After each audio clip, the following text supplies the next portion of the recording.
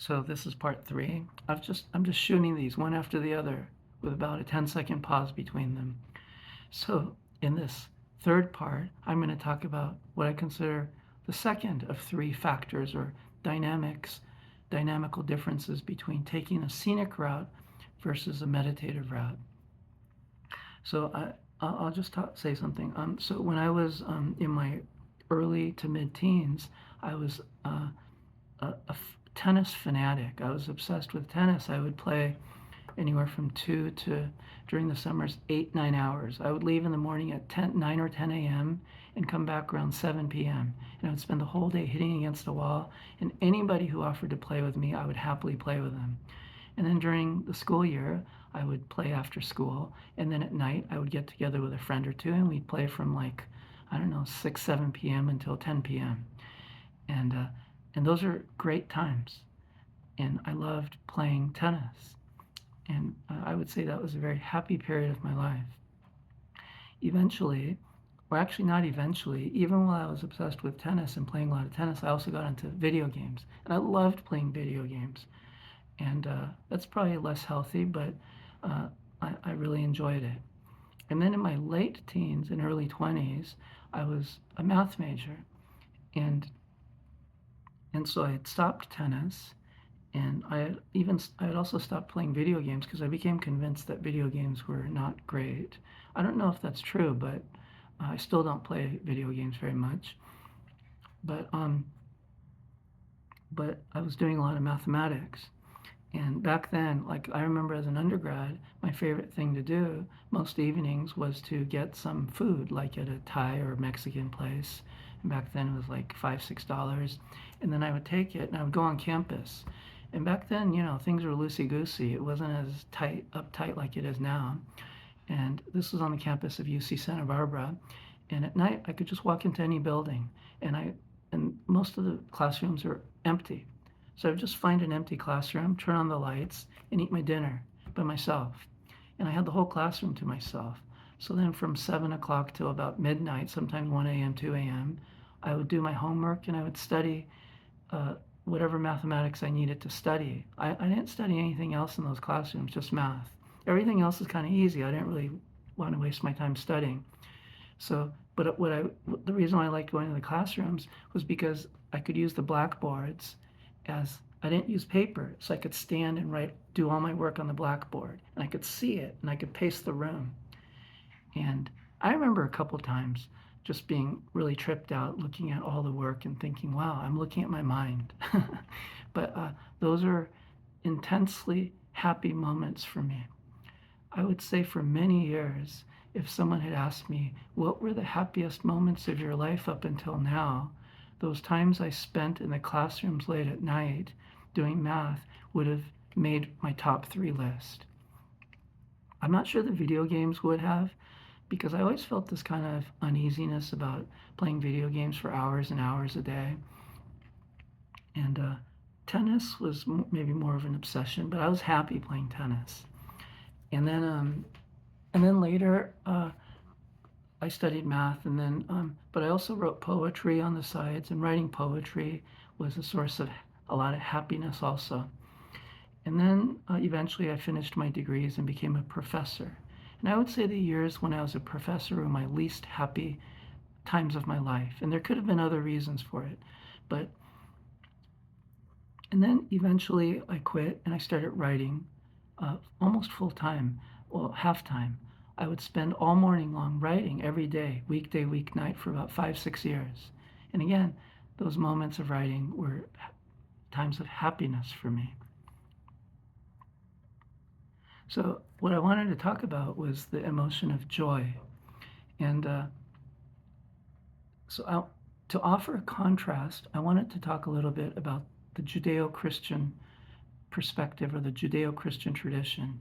I'm not deeply familiar with it, but I'm close to a number of people who are pretty devout in that tradition. And so I think I have some understanding of that tradition, although as an outsider.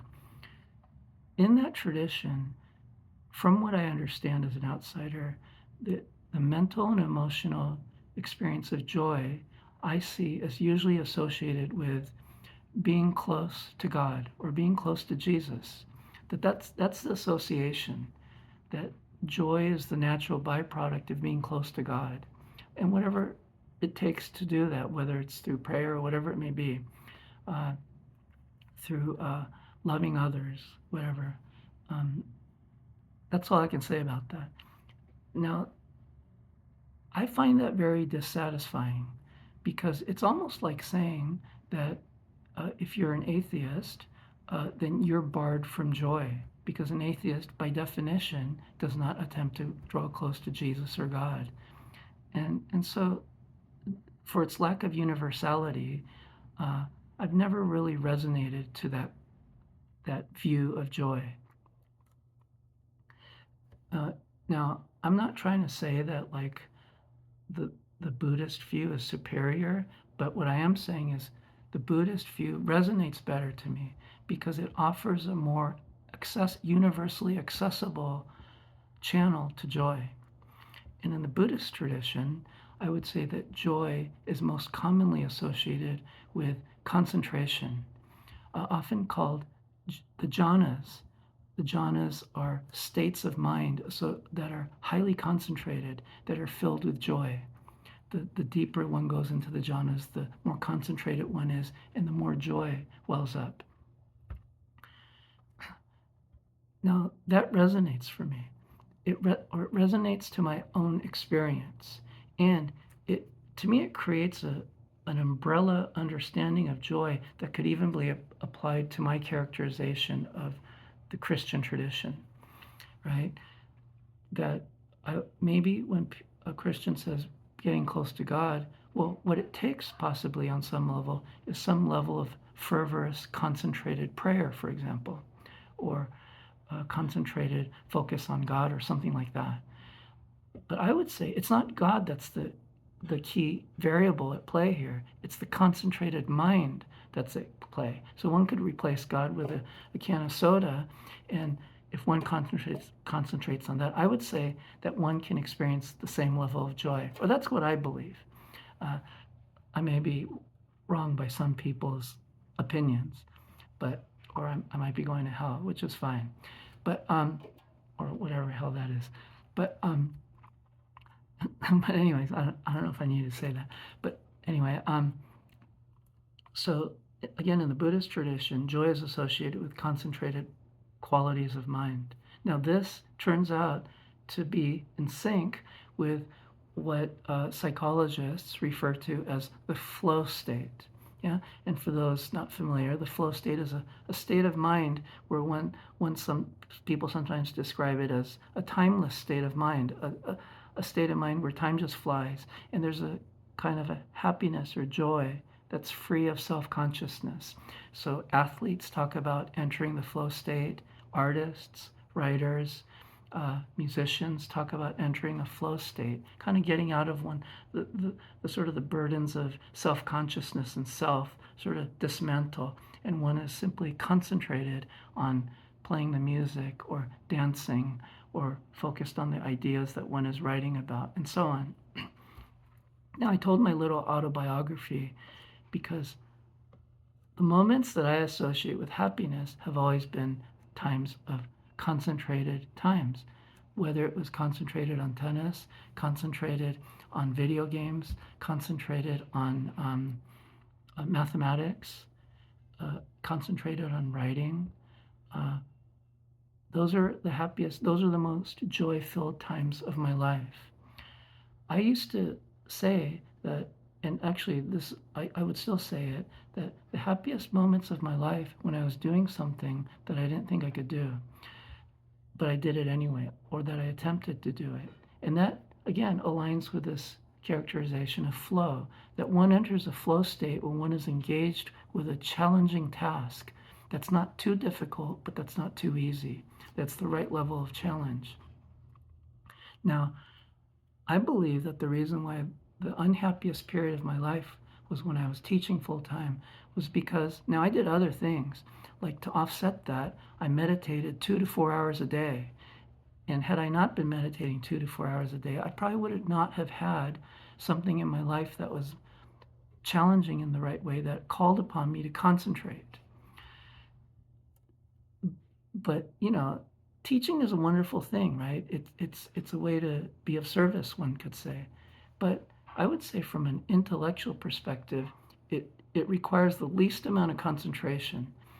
Now, maybe that's a mark that not a great teacher, but compared to writing or playing a sport, even dancing, yes, so I also got really into dancing toward the tail end of my teaching because maybe something in me was seeking something that required me to concentrate hard, that was challenging.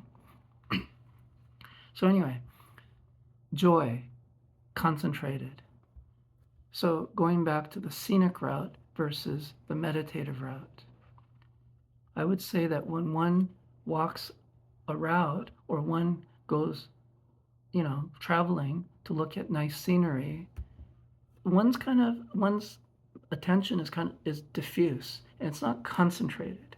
There's not a seriousness in being a tourist. Yeah, most tourists are, I'm here to have fun. By the way, I've told this story before, but when I was learning salsa, I didn't have fun and I didn't like it. I didn't enjoy it, but I kept doing it. And so I would ask my partners, I'm not really enjoying this. And they would say, or I'm struggling, I would say. And the advice always was just have fun, just enjoy it. And I thought that's interesting. Everyone consistently would give me the same advice. And one day I thought to myself, every person I'm asking is my dance partner, in other words, a woman. And in salsa, the man or the lead and the follow have distinctly different roles. So it could be a distinction between lead and follow, or it could be a distinction between male and female, or masculine and feminine.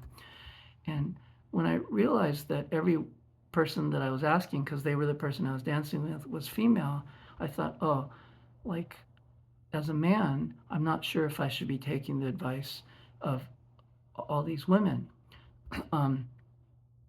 was my thought. And because it wasn't working, me trying to have fun and enjoy it was making me more miserable on the dance floor. So I thought to myself, why don't I do the exact opposite of their advice? Why don't I take salsa why don't I take it dead serious? Why don't I consider it a life or death matter? So the next time I go on the floor, I'll put on a casual appearance and I'll talk casually, but once I start dancing, why don't I engage my mind so that it's the most serious thing I could imagine, like a serious meditation? And of course, I had some of the best dances that night, and it was very clear to me that, yeah, for me to relax and have fun and enjoyment doesn't lead to enjoyment. What leads to enjoyment is to be in a concentrated state. Then the joy naturally arose because I was closer. And again, I'm thinking it from a Buddhist perspective. The more concentrated and focused my attention was on the music, the movement of the follow, and the next move, and coordinating those, and the complexity of the task, and being really concentrated on that, brought up the joy. But from a psychological perspective, I could simply say by confronting the challenge and making the challenge the main task, I was able to enter a flow state. Same thing, I think, different ways of saying the same thing. So the scenic route doesn't call upon one to focus, to be concentrated. So the only source of joy is external. It relies on the scenery being beautiful, but beautiful in a different way every time I walk. Seeing like a new car or seeing new people every time, or new, happy, wonderful, cool, attractive people every time. So my joy relies upon something outside of myself. But when I'm meditating, not only am I being more present, but I'm being more focused because every time my mind wanders, in other words, it's getting more diffuse, I'm concentrating it back on one object, which is the sensation of my feet touching the ground, or it could be my breath going out or in. So the focus gets more concentrated, and so natural quiet joy arises. That natural quiet joy, I would say, is the counter to the restless quality, that discontented, kind of bored quality I described that would accompany me when I was taking the scenic route, where I would be like, I got to find a new route. This new route I've already taken twice already. I don't want to do the same route. I want to take a new route. And it sounds adventurous. It sounds like I'm exploring, but in a sense, it's born out of a kind of a discontentment. It's born out of a kind of a boredom. Whereas the meditative walk, everything on the outside is the same, but in some ways, it doesn't matter because the joy is coming from the mind itself that's concentrated, and then it's coming from the inside. It's not coming from the outside. It's coming from the mind that's concentrated. Let me take a short break. I had something else to say, but I forgot it. If I remember it, that's what I'll start the next video with.